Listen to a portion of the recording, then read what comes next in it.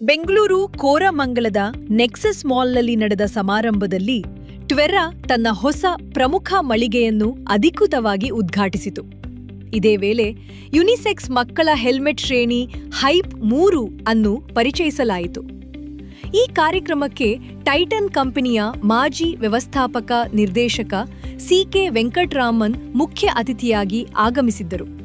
ಟ್ವೆರಾ ಸಂಸ್ಥಾಪಕಿ ಅಲ್ಪನಾ ಪರಿದಾ ಅವರ ಸಮ್ಮುಖದಲ್ಲಿ ಹೊಸ ಉತ್ಪನ್ನ ಬಿಡುಗಡೆ ನಡೆಯಿತು. ಮಕ್ಕಳು ಹಾಗೂ ಯುವಜನರ ಸುರಕ್ಷತೆಯನ್ನು ಗಮನದಲ್ಲಿಟ್ಟುಕೊಂಡು ವಿನ್ಯಾಸಗೊಳಿಸಿರುವ ಹೈಪ್ 3 ಹೆಲ್ಮೆಟ್ಗಳು ಹಗುರ, ಆರಾಮದಾಯಕ ಹಾಗೂ ಉನ್ನತ ಸುರಕ್ಷತಾ ಮಾನದಂಡಗಳನ್ನು ಹೊಂದಿವೆ. ಮಕ್ಕಳಿಗೆ ಸೂಕ್ತವಾದ ಹೆಡ್ ಗಿಯರ್ಗಳ ಕೊರತೆಯನ್ನು ಮನಗಂಡು ಈ ಹೊಸ ಶ್ರೇಣಿಯನ್ನು ಮಾರುಕಟ್ಟೆಗೆ ತಂದಿರುವುದಾಗಿ ಸಂಸ್ಥೆ ತಿಳಿಸಿದೆ.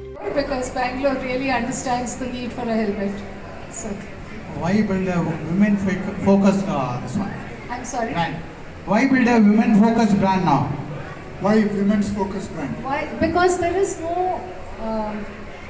So I used to go into helmet stores all the time, and I found no helmets for women. The helmets for women would be the cheapest, the lightest. ಕಾರ್ಯಕ್ರಮದಲ್ಲಿ ರಸ್ತೆ ಸುರಕ್ಷತೆ ಕುರಿತ ಗ್ರಾಫಿಟಿ ವಾಲ್, ಯುವಕರಿಗಾಗಿ ಸಂವಾದಾತ್ಮಕ ಚಟುವಟಿಕೆಗಳು ಹಾಗೂ ವಿಶೇಷ ಪ್ರದರ್ಶನಗಳು ಗಮನ ಸೆಳೆದವು.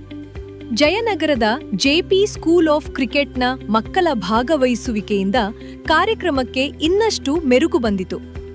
ಮಹಿಳಾ ದ್ವಿಚಕ್ರ ವಾಹನ ಸವಾರರ ಸಂಖ್ಯೆ ಹೆಚ್ಚುತ್ತಿರುವ ಹಿನ್ನೆಲೆ ಮಕ್ಕಳಿಗೂ ಸುರಕ್ಷಿತ ಹಾಗೂ ಆಕರ್ಷಕ ಹೆಲ್ಮೆಟ್ ಆಯ್ಕೆಯನ್ನು ನೀಡುವ ಮೂಲಕ ಹೊಸ ಮಾರುಕಟ್ಟೆ ರೂಪಿಸಲು ಟ್ವೆರಾ ಮುಂದಾಗಿದೆ. Sagar, news times, Bengaluru.